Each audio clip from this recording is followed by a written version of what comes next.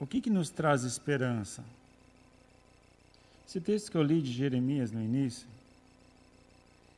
era um momento de total desesperança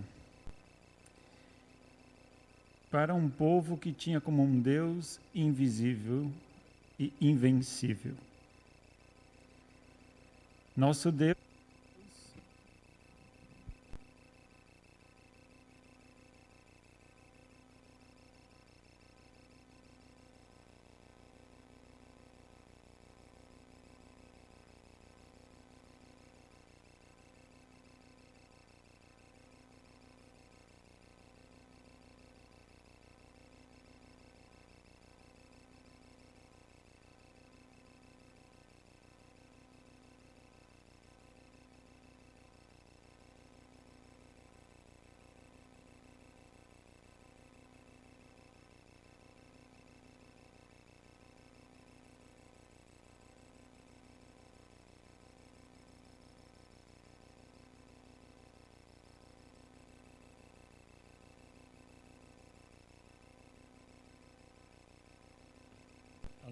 Aí, nosso Deus é invencível, os microfones não.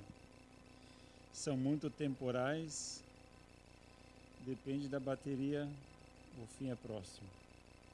Enfim, como eu estava falando, era um momento de muita decepção para uma nação que servia um Deus invencível, né, que não se poderia vencer. Então imagina agora você, se no povo de Deus, meu Deus é invencível, eu sou vencido. E automaticamente na mente daquela época é que nosso Deus foi vencido. Nosso Deus falhou, nosso Deus não deu conta de nos proteger do nosso inimigo. E simplesmente nos saquearam e levaram nossa esperança embora. Havia um momento de bastante frustração em toda a nação, mesmo que os profetas haviam alertado ao povo de que este momento viria, de que eles deveriam se preparar para este momento. E vários profetas profetizaram dizendo, ei, isso na verdade é consequência das ações de vocês.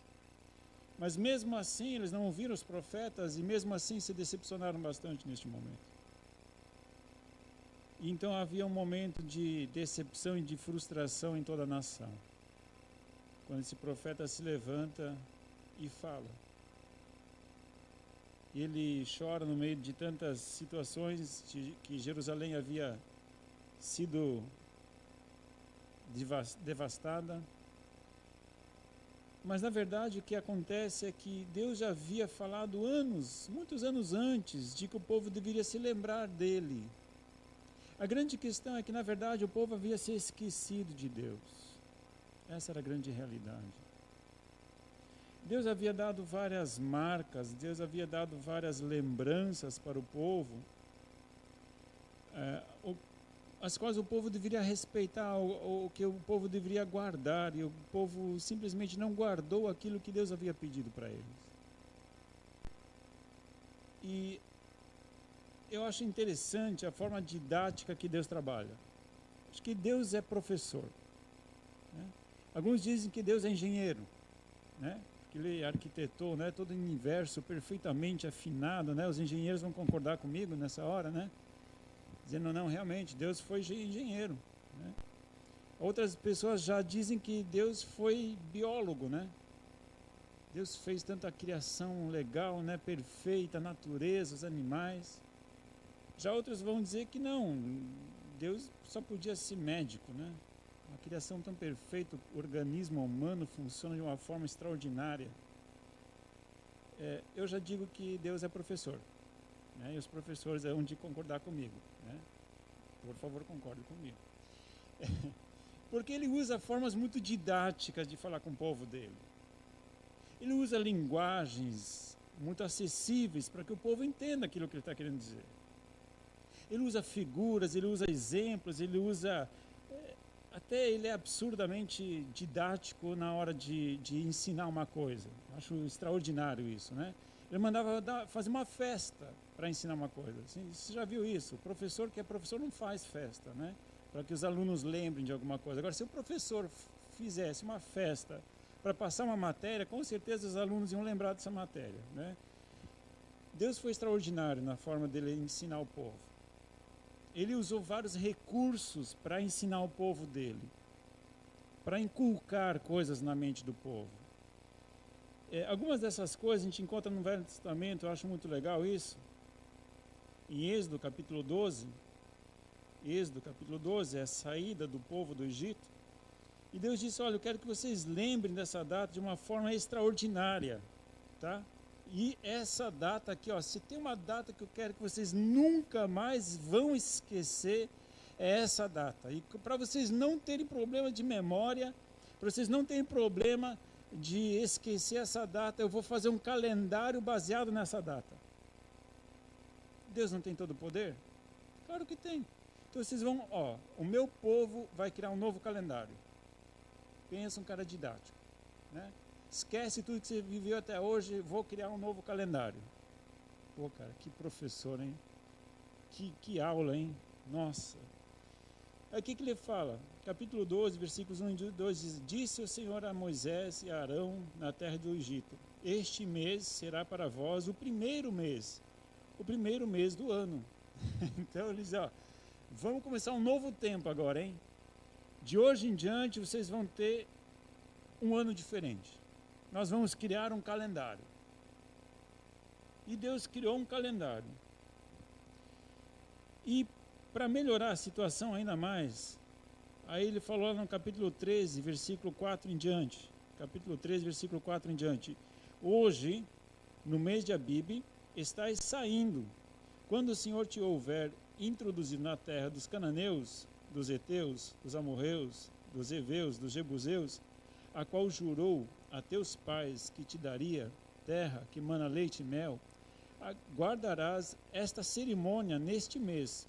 7 dias comerás pães asmos, e no 7º dia haverá festa ao Senhor. 7 dias se comerão pães asmos, e o levedado não se verá contigo, nem ainda fermento será visto em todo o teu território. Naquele mesmo dia farás saber a teu filho, isto é por causa do que o Senhor me fez quando saí do Egito. Falou, ó, gente, vou começar um calendário com vocês. Esquece tudo que vocês viveram até hoje. Essa data eu quero que vocês lembrem de tal forma que eu vou inventar um calendário para essa data. Um calendário novo. E a gente vai começar o ano com o quê? Com uma festa. Oh, glória! Pensa um Deus animado, hein? Já vamos começar festando já. Só que é o seguinte, vocês vão ter que ficar 7 dias comendo pão duro, né? Pão sem fermento, sem crescer, né? Vão comer e aí no 7º dia, vocês vão celebrar essa festa, que ele estava explicando a festa da Páscoa, na verdade é dos pães sem fermento, na sequência a Páscoa. E ele fala o seguinte, nessa festa tem alguns requisitos, mas pensa assim na didática, e qual é o propósito disso tudo? Veja só lá no versículo 8, naquele mesmo dia farás saber a teu filho, quando vocês entrarem na terra, quando vocês possuírem a terra, quando vocês estiverem lá dentro, estabelecidos, vocês vão continuar fazendo essa festa todos os anos, no primeiro mês. Aos 10 dias do mês, vocês vão fazer essa festa. E quando lá na frente, daqui a alguns anos, vocês entrarem na terra e vocês começarem a festejar essa terra, os teus filhos vão perguntar, pai, por que a gente está festejando essa festa? É muito estranha. A gente tem que ficar comendo pão sem fermento, a gente tem que, né, fazer esses rituais. Por que isso? Naquele mesmo dia farás saber o teu filho, isso é por causa do que o Senhor me fez quando saí do Egito. Pensa numa didática. Que incrível esse Deus. E quando eles perguntarem, você vai falar, olha, isso aqui, senta aqui, filho. Essa festa é comemoração de uma coisa muito importante, que Deus disse para a gente nunca mais esquecer. Foi o dia que Deus nos libertou do Egito. A escravidão, a gente estava preso, servindo a um faraó, debaixo de muitas luta, debaixo de muita dor, servimos. E o nosso Deus nos resgatou. Os vários milagres que Deus fez para a gente sair. Houveram 10 pragas. Sério, pai, sério. O negócio foi muito louco. A coisa foi incrível. Encheu o Egito de mosca, encheu o Egito de sapo, encheu o Egito de não sei o que, tudo. E sabe o que aconteceu no final? O que foi, pai? Nosso Deus matou os filhos mais velhos de toda a nação. E você, meu filho mais velho, deveria ter morrido também, mas eu passei sangue nos umbrais da porta e você foi preservado. Sério? Yeah. Pensa que, cara, que testemunho é esse? Que Deus mais didático, ele inventa, ele articula meios, ele articula festas, alimentos, tudo para glorificar as obras que ele fez. E isso tudo ele fez e ele falou, ei, vocês vão fazer essa festa todos os anos e todos os anos vocês vão lembrar disso. E para que gerações e gerações e gerações que vierem, eles olhem para isso que vocês estão fazendo e eles vão dizer, uau, nosso Deus é tremendo. Este é o seu Deus, esse é o meu Deus. Aí, na sequência, até eu parei no versículo 8, tem o versículo 9 em diante, diz assim, esta lembrança te será por sinal sobre a tua mão e entre os teus olhos, para que a lei do Senhor esteja na sua boca.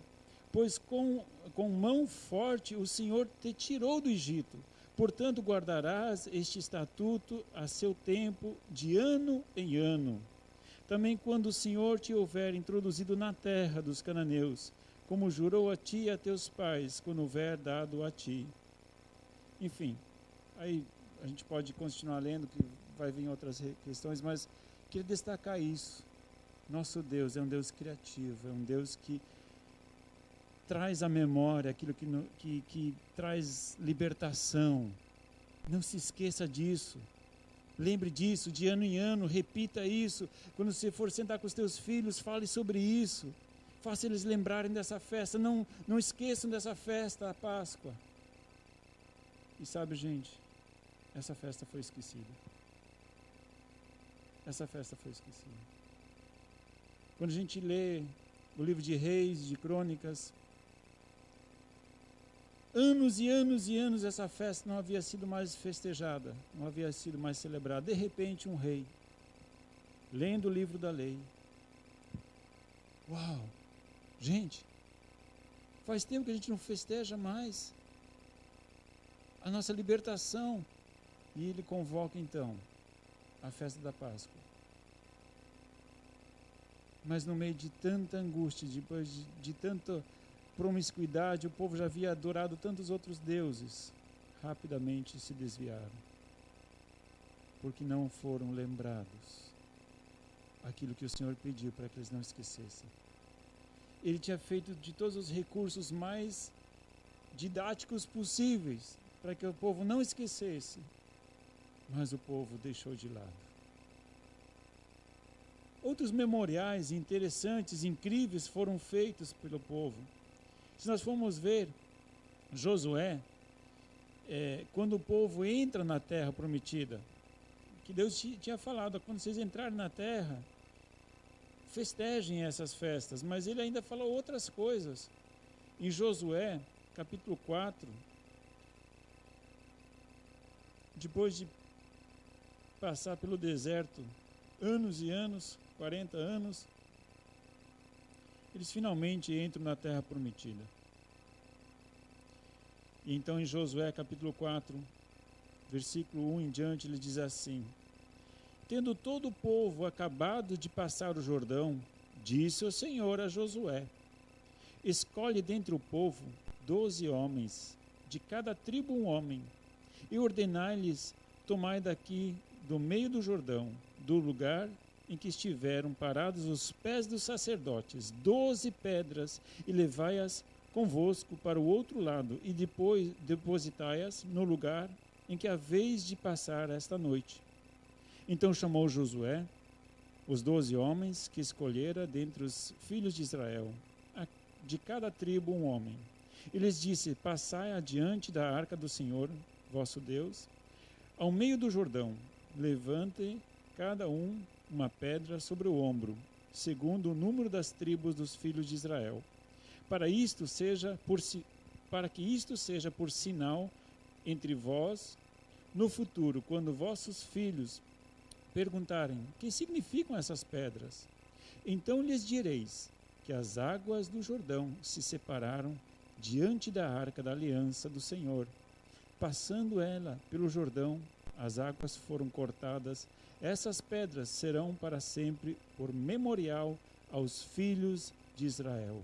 Fizeram os filhos de Israel como Josué tinha ordenado, e levantaram 12 pedras do meio do Jordão, como o Senhor dissera a Josué, segundo o número das tribos dos filhos de Israel, e levaram-nas consigo ao lugar em que pousaram e as depositaram ali.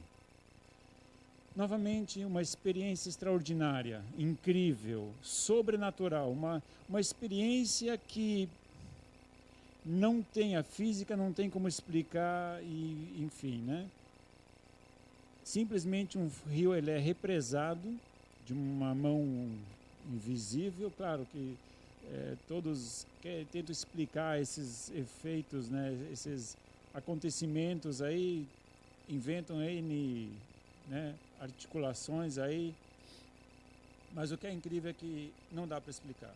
O rio simplesmente foi represado, as águas foram se amontoando, se avolumando rio acima, e o povo passou em seco e atravessou o rio Jordão, assim como os antepassados deles, os pais deles, porque já era uma nova geração, porque os da geração anterior não entraram na terra, tiveram que ficar circulando 40 anos pelo deserto, então essa nova geração iria entrar. Uma geração que, na verdade, não havia visto os grandes feitos de Deus lá no Egito. Não havia visto. Mas eram filhos daquela geração. Então, teoricamente, eles tinham ouvido, porque Deus tinha falado para que eles repetissem essas histórias para os filhos deles. Mas neste momento, eles têm uma experiência sobrenatural com Deus. E quando eles atravessaram o rio, Deus falou: agora vão até o meio do rio, onde estão os sacerdotes segurando a arca, tirem de lá 12 pedras e façam um monumento. E para que a gente deve fazer esse monumento, Josué? E aí Deus explica.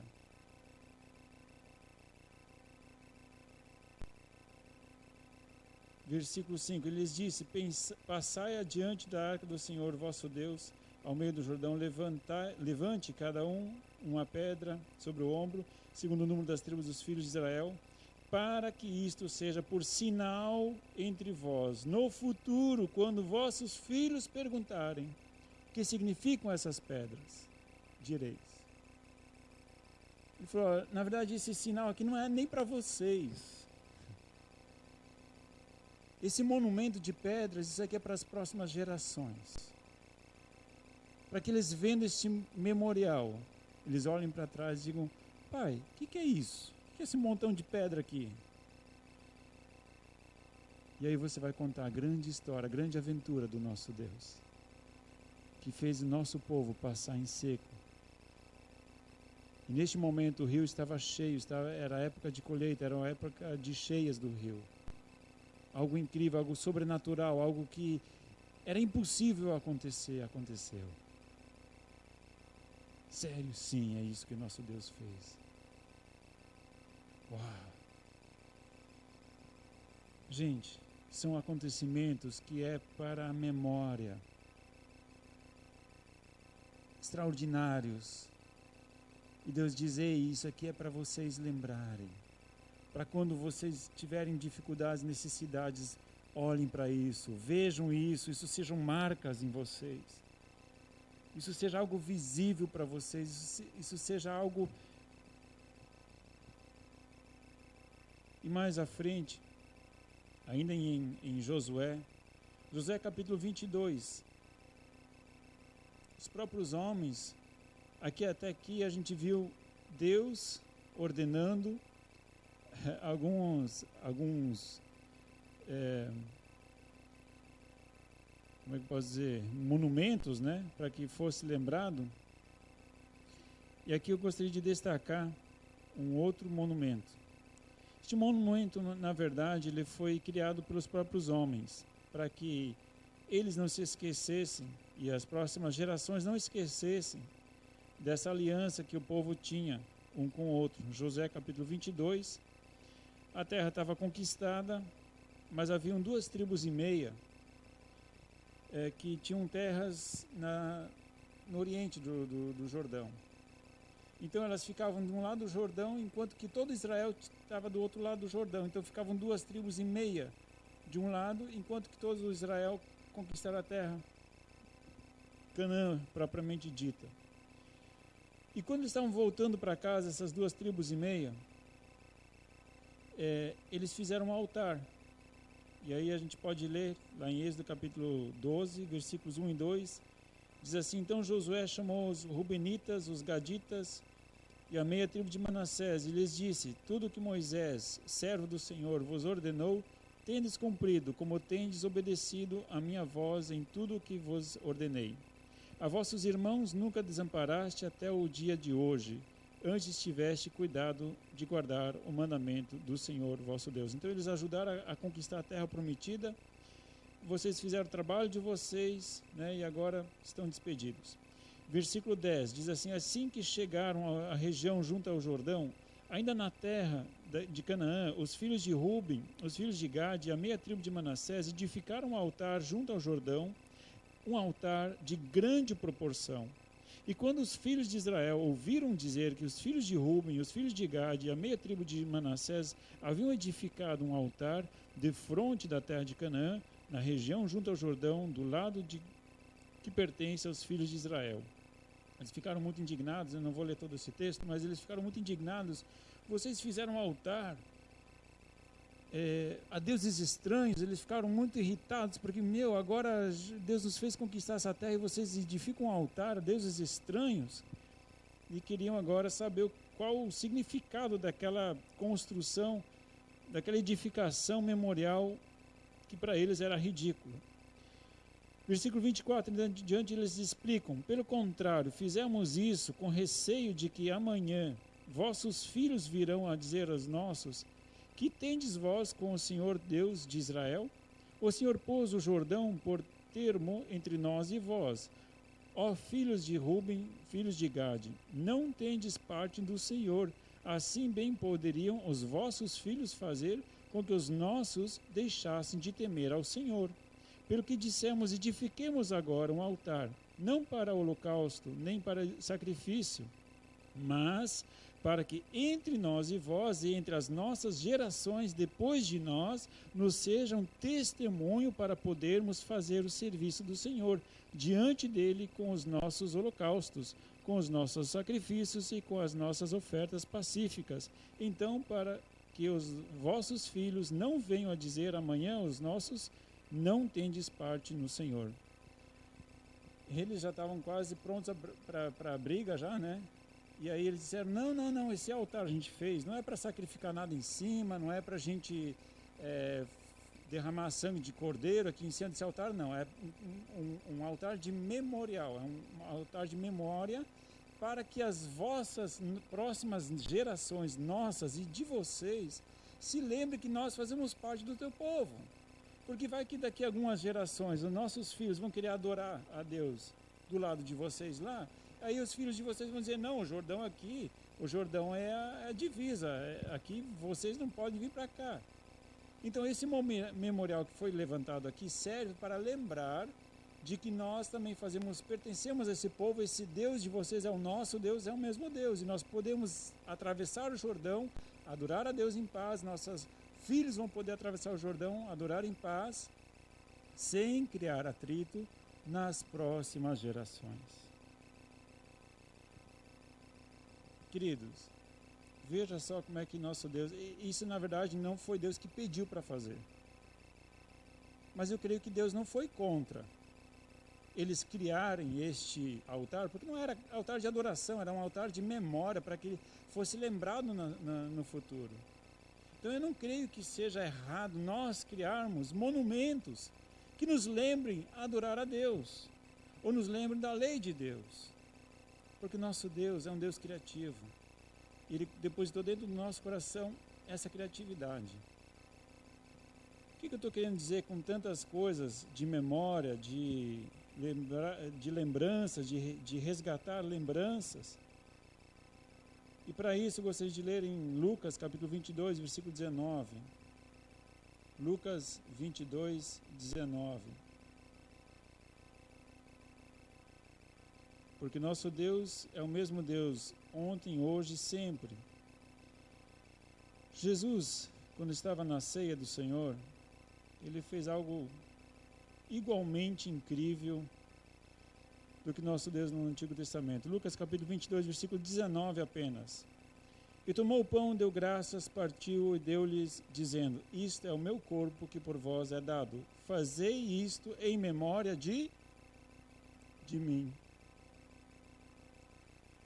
Fazei isto em memória de mim. Quando vocês fizerem celebrarem a ceia, lembrem de mim.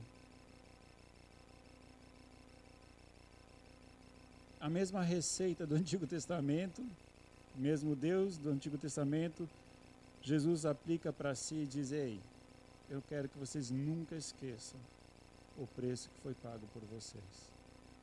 Eu quero que vocês nunca esqueçam o preço, o sofrimento, a dor que foi paga pelos pecados de vocês. E quando vocês fizerem isso, lembrem de mim. Nosso Deus quer ser lembrado. Nosso Deus quer ser continuamente lembrado. Outra coisa, em Mateus capítulo 28, são duas coisas que nosso Deus pediu. Em Mateus capítulo 28, ele pede outra coisa.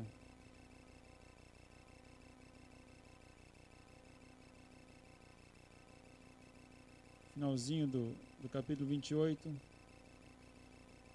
diz assim, versículos 18 em diante: chegando Jesus, falou-lhes, dizendo: é-me dado todo o poder no céu e na terra. Portanto, ide e fazei discípulos de todos os povos, batizando-os em nome do Pai, do Filho e do Espírito Santo, ensinando-os a guardar todas as coisas que eu vos tenho mandado, e certamente estou convosco todos os dias até a consumação dos séculos. Ele diz: olha, eu quero que vocês lembrem mais uma coisa, tá? Vão e façam discípulos, batizando-os em nome do Pai, do Filho e do Espírito Santo. Novamente, o batismo é uma ordenança, assim como a ceia é uma ordenança. Façam isso, para lembrar-se de mim. Obedeçam, não se esqueçam, repitam nas próximas gerações, festejem isso na Páscoa, mas festeje agora a Páscoa numa nova dimensão, festeje a Páscoa numa nova caracterização, não esqueçam disso. Lembrem disso nas próximas gerações, remetam sempre isso à lembrança deles. E quando a gente vai ler Atos, a gente vê a ceia sendo executada, batismos sendo executados, gente sendo salva e a palavra de Deus crescendo e se multiplicando. Amados, eu gostaria de concluir com o mesmo texto com que eu fiz a abertura deste culto, que é de Lamentações, capítulo 3. Num momento de grande dor e angústia, Jeremias,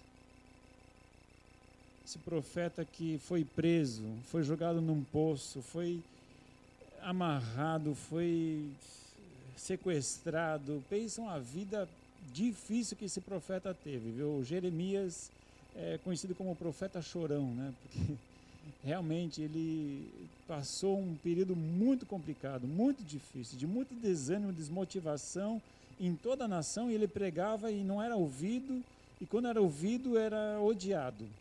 Pensa uma situação bem interessante, né? No meio dessa situação toda, se você for ler o capítulo 3 todo, parece que ele diz, olha, versículo 1, capítulo 3, versículo 1, eu sou o homem que viu a aflição pela vara do seu furor. Ele me levou e me fez andar nas trevas e não na luz. E por aí vai, ele vai falando toda a angústia que ele estava passando. E aí no versículo 18, então ele diz, então eu disse, pereceu a minha força, como também a minha esperança no Senhor. Acabou a minha força, acabou a minha esperança, acabou tudo. Lembra-te da minha aflição e do meu pranto no absinto e na amargura. Minha alma certamente se lembra e se abate dentro em mim.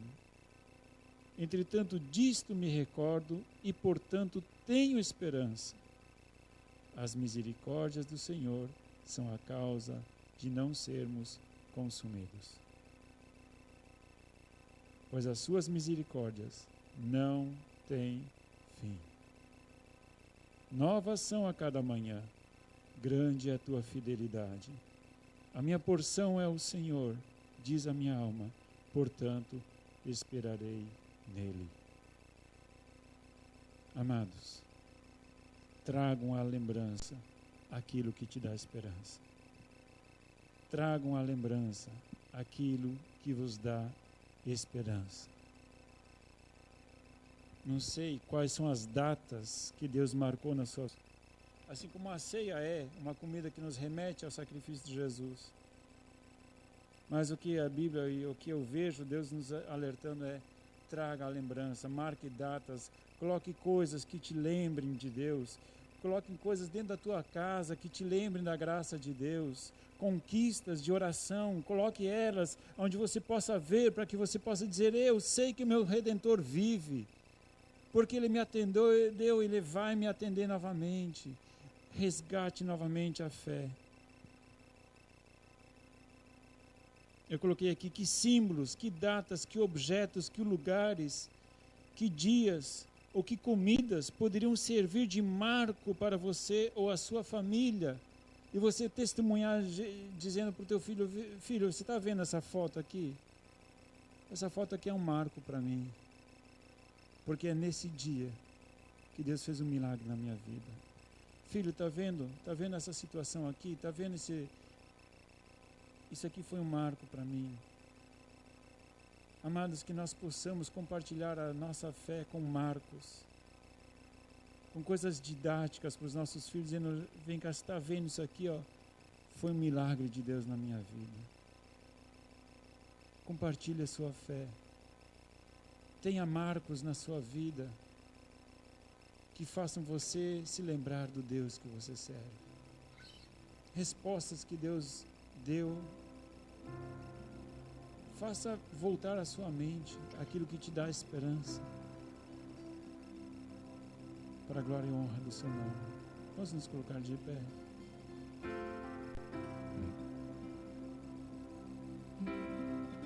Pai, em nome de Jesus, nós nos chegamos a Ti nessa noite. Papai, que talvez alguns estejam nessa noite desmotivados como Jeremias, em meio a uma situação calamitosa, em meio a uma situação constrangedora, na qual parece que toda esperança já se foi. Ó Pai, em nome de Jesus, nessa noite nós queremos levantar diante de Ti, Senhor amado, um altar de memórias, de lembranças que louvem o Teu santo nome, que vejam novamente resgatados os nossos sonhos. Papai, em nome de Jesus, faça novamente, Pai querido, brotar em nossos corações os Teus sonhos, Pai querido, aquilo que o Senhor sonhou para cada um de nós, Pai querido, em nome de Jesus. Aleluia. Papai querido, quando o povo foi levado para o exílio, Pai querido, todos os sonhos se frustraram, eles achavam que haviam sido eternamente expulsos, que não havia mais esperança para eles. Mas no meio do cativeiro, o Senhor ouviu os seus clamores e suas orações, e no meio do cativeiro, o Senhor resgatou o seu povo novamente, para resgatar e reconstruir Jerusalém. Ó Senhor, em nome de Jesus, que nessa noite sejam novamente renovados a mente e o coração, para a Tua honra e Tua glória, Jesus. Aqueles que estão em cativeiros nessa noite sejam quebrados em nome de Jesus. Que o Senhor liberte, Pai querido, o Teu povo que tem sido prostrado, Pai querido, em meio de tantas dificuldades, possa novamente Te glorificar e adorar e saber que o Senhor é Deus. O Senhor faz e desfaz, o Senhor manda e desmanda, edifica e destrói, planta e arranca, mas Tu és o nosso Deus. Ó Pai, nós queremos Te louvar nessa noite.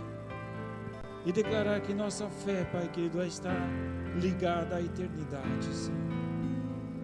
Ainda, Papai querido, que nesta terra tudo nos seja tirado, que não percamos, Papai, o mais precioso bem que o Senhor tem nos dado nessa terra, que é a nossa fé, porque a nossa fé nos leva para a eternidade, que ela seja preservada, Senhor, para a honra e glória do Teu santo nome.